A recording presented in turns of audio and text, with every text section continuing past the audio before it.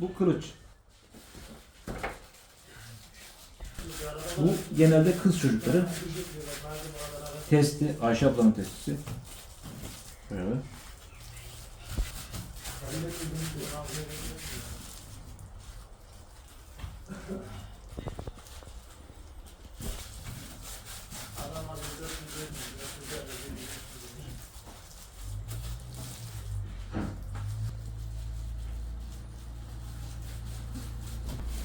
Eskiden telefon yoktu ama bu da telefon.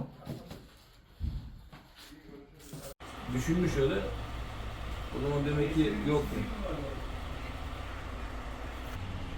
Bunlar ufacık bir hata yapabiliyor.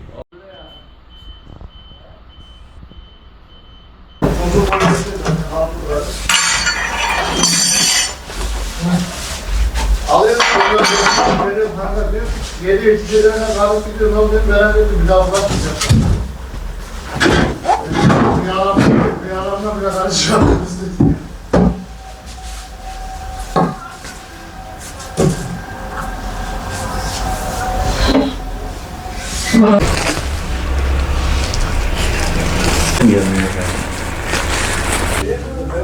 Burada Ramazanlarda Ramazana özel Bursa'ya has iftariyelik, tabanca, testi, kama, böyle çocuklara oruca teşvik amaçlı poğaçalar yapıyoruz.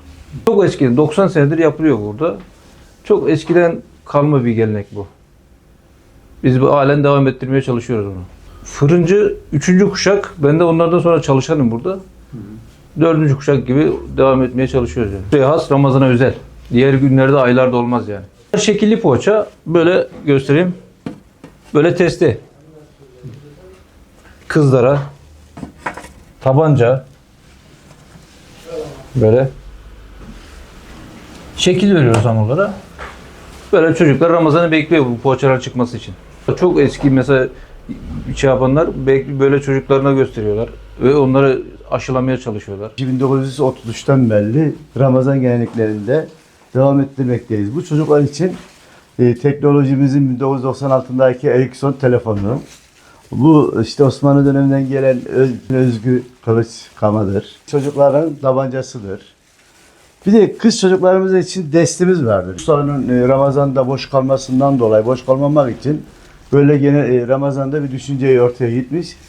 Kendisi üretilen, kendi fikri olarak çocuklara iftarlık olarak adı altında kız çocuklarına desti, erkek çocuklarına kılıç ve tabanca, telefon, yani işte dümendir, işte büyük tüfektir, kamadır. Bununla uğraş içerisinde uğraşınca bunlar ortaya çıkmış. Bu da 90-100 senedir devam ediyor. Bu fırının da geçmişi 1933'ten beri devam ediyor.